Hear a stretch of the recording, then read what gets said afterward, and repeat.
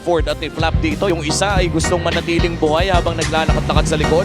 Yung isa naman ay naghahanap ng play.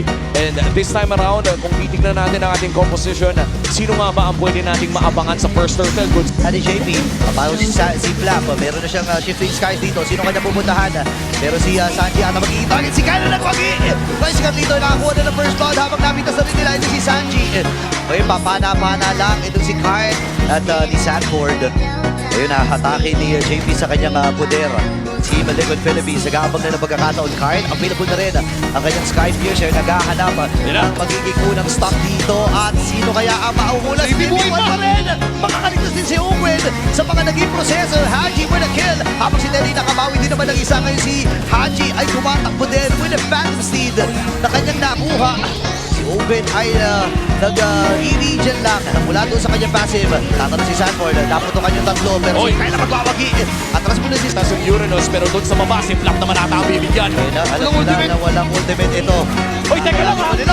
Oh my goodness, may outplay ata na mangyayari kasi si Haji sasama na rin. Nakamit yung kanyang flinger. Oh, yan na! Walang matras dito ni si Cortez. At kinome yung Phantom. Hindi alam ko siya. Paano sila yung shifting skies? Para lang yan sa equation dito si Corn. Ando na rin yung play si Duel mula dito kay Siyang Pamakat. Si Cartesi ang kanila pinuunanan. At mamamatay din ang GOAT. Kaya naman si Sanford ang magiging next target ata nila. Kaya lang ang goal ng Pat. Masabi ko rin Owen.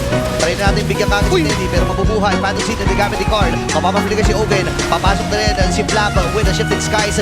JP ata magiging sakripisyo. Makakalahati kanya buhay. Flicker na gamit din pero sa gilid si Super Marco! Hindi mo manipulation mo lang kaya hindi makakatakas pa si Sanji. Hindi!